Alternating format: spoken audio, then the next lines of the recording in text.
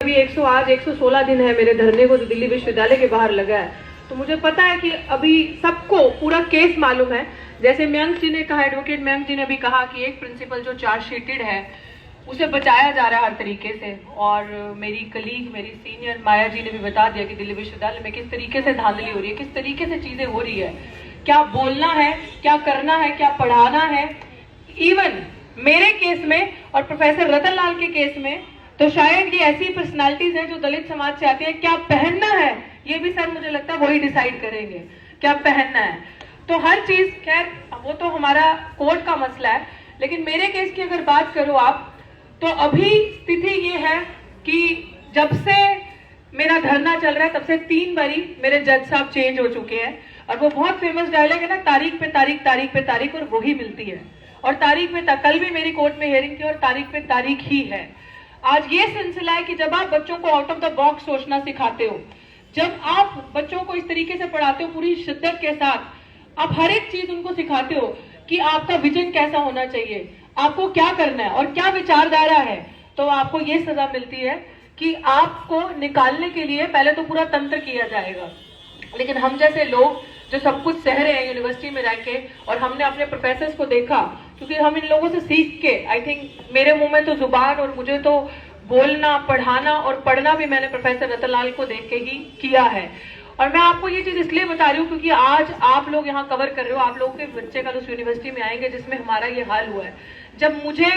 कपड़ों पे टिप्पणियां करनी, पहनावा कैसा है, पढ़ाने पे टिप्पणियां करनी, तुम बच्चों जैसी दिखती हो, तुम टीचर जैसी नहीं दिखती, इस चीज पे टिप्पणियां करनी, और मेरे बच्चों को जब स्टाफ रूम के बाहर एक दलित महिला टीचर प्रोफेसर अगर पढ़ा रही है, तो स्टाफ रूम के बाहर अगर बच्चे आ रहे हैं तो पूछ रहे हैं रितु मैडम कहाँ है, रितु मैडम कहाँ है। ये मैं आपको सत्य बता रही हूँ, ऐसा शायद किसी प्राइमरी स्कूल में भी नहीं होता होगा। तो one of the prestigious university में ये गंदगी होती है। तो जो टीचर्स हैं एक माइंडसेट की, एक क्लास की, और खासकर प्रिंसिपल, वो ये कोशिश करती हैं कि ये कल की आई लड़की और ये दलित समाज से लड़की, और इसके मुंह में जुबान, और बच्चों के बीच में इतनी पॉपुलैरिटी इस टीचर की, किस तरीके से इसके बच्चों को बताया जाए कि ये जो मैडम की तुम बहुत पॉपुलैरिटी समझ रहे हो, ये मैडम किस जाति से आती है, ये तुम्हें पता चलना चाहिए। ताकि जो बच्चों का सोच है, जो 2014 के बाद से खासकर आपने जो आरक्षण के प्रति नफरत देखी है और दलित, आदिवासी और पिछड़ा समाज के प्रति नफरत देखी है कि हम लोगों के अंदर मेरिट तो है नहीं, हम लोग सिर्फ आरक्षण की वजह से आते हैं, उनके दिमाग में एक चीज फिट इन हो जाए कि इन लोगों को कुछ आता है नहीं है और ये तो इस कैटेगरी से है। ये मेरी प्रिंसिपल ने मेरे सामने एक बार ही नहीं, बहुत सारे इंसिडेंसेस में मेरे बच्चों को, मेरे बाकी क्लीग्स को, मेरे कलीग्स से मुझे ये मैसेज पहुंचाना कि आवाज बंद कर लो वरना बहुत गलत होगा तुम्हारे साथ। जब मुझे इन सारी चीजों का फर्क नहीं पड़ा, तो आप सोचिए कि एक प्रिंसिपल, मैं तो आज कहूंगी कि ये गुंडाई व्यवहार की ऐसी महिलाएं, क्रिमिनल, खैर इनका तो बहुत पहले ही बहुत कुछ हो जाना चाहिए था, लेकिन जब उनको लगा कि इस लड़की को कोई फर्क नहीं पड़ रहा, तो ड्यूरिंग कोविड, जितने भी प्रोफेसर मेरे यहाँ बैठे हैं, मैं आप सबको ये चीज बता दूं कि कोविड के दौरान आप सबको पता है कि एमएचआरडी की स्ट्रिक्ट गाइडलाइंस थी, सेटल लॉ जिसे हम कहते हैं, कि यू कैन नॉट रिप्लेस और remove ad hoc with another ad hoc. उस टाइम पे मुझे रिप्लेस किया गया, रिमूव किया गया, और मेरी पोस्ट को एडवर्टाइज करके इंटरव्यू रखा गया। तो मैंने कोर्ट का सहारा लिया। कोर्ट का जब सहारा लिया तो कोर्ट में आप सबको पता है कि एक फर्जी जो चिट्ठी लगाई गई, उस एक्शन को जस्टिफाई करने के लिए कि अब निकाल तो दिया, अब कोर्ट तो नहीं सुनेगा ना आपकी बात कि आपने किस चीज पे निकाला, without memo, without show cause notice, without complaints. तो वो जो एक झूठी चिट्ठी लगाई और झूठे 35 बच्चों के सिग्नेचर्स,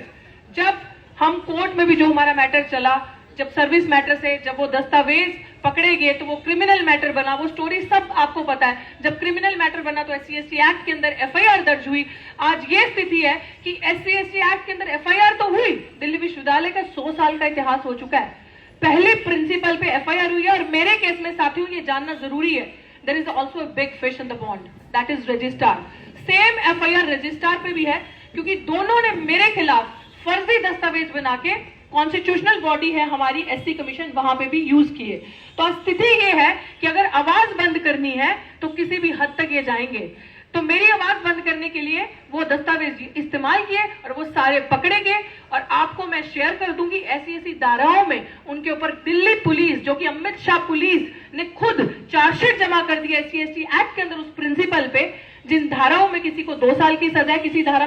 में 7 साल की सजा है। लेकिन दुर्भाग्य हमारा यह कि ये जाते कभी नहीं जाती और ये सिस्टम इतना करप्ट हो चुका है कि आज भी सिर्फ कि वो उस संघ से है जो आज राज कर रहा है यूनिवर्सिटी के अंदर, उनकी विचारधारा आज राज कर रही है यूनिवर्सिटी के अंदर, इसीलिए एक क्रिमिनल को प्रोटेक्ट किया जा रहा है। और ये आपको बताना क्यों जरूरी है, ठीक वहां पे प्रोफेसर रतन लाल बैठे हैं, मैं बार बार ये चीज कहती हूँ कि आपने कभी उनकी पब्लिकेशंस देखी हैं, कि आपने नंबर ऑफ बुक्स जो उन्होंने पब्लिश की हैं देखी हैं। ठीक ऐसे ही डॉक्टर सविता रॉय जो कि अपने आपको बीजेपी और संघ की बताती हैं, वो भी प्रोफेसर हैं और ये भी प्रोफेसर हैं। मेरे को धरने पे क्यों बैठना पड़ा साथियों, आज 116 दिन हो गए, बार बार बता रही हूं, सिर्फ इसलिए कि वो एक प्रोफेसर यूनिवर्सिटी के अंदर सविता रॉय और ये रतन लाल प्रोफेसर, जब इन पे एक फर्जी मुद्दे पे एफआईआर की जाती है और वो पूरे षड्यंत्र के तहत फर्जी मुद्दे पे एफआईआर की जाती है, और जब ये प्रमोशन के लिए जाते हैं और वही यूनिवर्सिटी वही कॉलेज इनको कहता है कि आपको प्रमोशन नहीं दिया जाएगा क्योंकि आपके ऊपर एफआईआर है। एफआईआर कोर्ट में मैं भी थी जब इनका केस चल रहा था, जज भी हंस रहा था, लोग सुन के कि ये कोई मुद्दा है जिस पे एफआईआर है, और इनका प्रमोशन रोका और इनको बाहर जाने के लिए, फॉरेन में जाना था अपना पेपर प्रेजेंट करने के लिए, वहां रोका। और उसी कॉलेज की दूसरी professor criminal Savita Roy, Daulatram college की प्रिंसिपल, उसको ऊपर SC ST स्पेशल एक्ट जो उसमें चार्जशीट है, लेकिन वो अभी भी कार्यरत है, अभी भी पे एंड पक्ष उस कुर्सी पे बैठ के सब ले रही है, और ये हाल। और तीसरी कड़ी में आते हैं हमारे प्रोफेसर लक्ष्मण यादव, मुझे बताने की जरूरत नहीं है, आप सब समझ सकते हो उनके अंदर जो प्रतिभा है, जो टैलेंट है। मुझे नहीं लगता कि मुझे बताकर, मुझे लगता है कि मैं बहुत छोटा कर दूंगी इस चीज को। ये वही है कि जिसके मुंह में जुबान है उसके साथ यही किया जाएगा, और यही हो रहा है यूनिवर्सिटी में। शायद हम लोग सामने आए हैं, लड़ रहे हैं सिर्फ इसलिए, और आज आई थिंक ये प्रेस कॉन्फ्रेंस भी आज इसलिए कि कब तक आखिर कब तक ये हेजेमनी, ये चीज, ये पितृसत्ता, ये क्रिमिनल माइंडसेट के लोग एक विचारधारा के लोगों को, मूर्खों की जमात को इकट्ठा करके यूनिवर्सिटी में रखेंगे, और जिनके अंदर टैलेंट है, पोटेंशियल है, उनको गिनती से बाहर किया जाएगा। और असली टारगेट विचारधारा तो है ही, कोई भी इनके खिलाफ बोलेगा, किसी भी समाज का है, वो डेफिनेटली निशाने पे है, लेकिन सबसे बड़ा अगर निशाना है वो SC ST OBC मिनॉरिटीज है, ये आप याद रखिएगा। और यही चीज जो लक्ष्मण यादव के साथ हुई, 14 साल की पढ़ाई 14 मिनट में डिसाइड किया गया। और अगर मैं यहाँ इस मंच के माध्यम से ये भी बोलना चाहती हूँ कि किसी को अगर ये गलतफहमी है कि उनको तो बहुत सिस्टमैटिक तरीके से निकाल दिया ना, कि एक इंटरव्यू किया और लक्ष्मण यादव जी को निकाल दिया और ये तथ्य और ये दे दिया, और ये क्रिमिनल्स क्या कहते हैं, अजी हमने तो एक OBC को हटा के OBC ही रखा ना, हमने डॉक्टर रितु की जगह एक SC को हटा के SC ही रखा ना। नो, ये सत्य नहीं है, ये क्रिमिनल माइंडसेट है, ये क्रिमिनल केस है, कोई मॉरल ग्राउंड्स भी होते हैं किसी चीज की, ये इसके ऊपर अगर आप कार्रवाई करोगे तो अंदर से बहुत चीजें अनफोल्ड होंगी, और हम उसके लिए तैयार हैं। और मुझे लगता है ये लड़ाई सड़क से संसद तक जाएगी। और अभी हाल ही में मैं अपनी बात खत्म करूंगी, हमारे बीच में जब सांसद साहब मनोज झा जी हमारे प्रोटेस्ट पे आए थे कुछ 4 दिन पहले, तो उन्होंने ये बात बहुत अच्छे तरीके से कही थी कि अब भूल जाओ कि संसद से न्याय मिलेगा, कि संसद तुम लोगों के लिए कुछ करेगी, क्योंकि वो आवारा हो चुकी है। तो तुम्हें लड़ाई अगर लड़नी है तो रोड, सड़क इज ओनली ऑप्शन। तो आप सब भी तैयारी कर लीजिए, हमने अपनी कमर बांधी है। तो